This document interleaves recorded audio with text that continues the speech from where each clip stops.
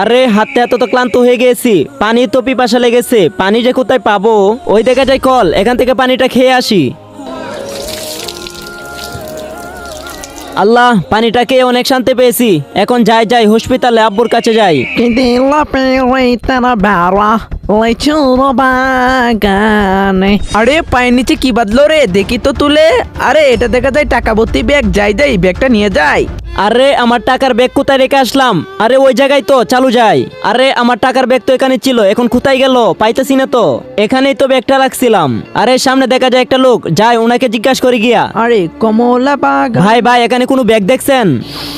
আরে না ভাই, আমি আশেপাশে কোনো টাকার ব্যাগ দেখি নাই।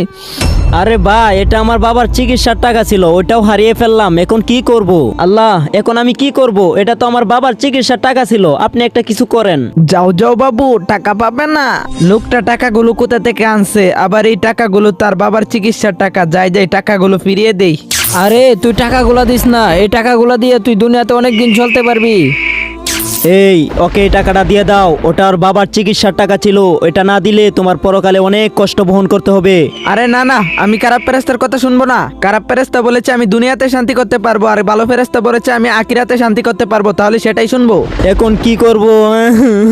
আরে ভাই ভাই, এই নেন আপনার বাবার চিকিৎসা টাকা। ভাই তখন আমি মিথ্যা কথা বলেছিলাম, আর এটা হচ্ছে আপনার বাবার চিকিৎসা টাকা, আর আমাকে মাফ করে দেন। আল্লাহ তাআলা উত্তম পরিকল্পনাকারী, আল্লাহ তাকে ক্ষমা করে দিয়েন। এরকম ইসলামিক ভিডিও পেতে এখনই চ্যানেলটি সাবস্ক্রাইব করে রাখুন।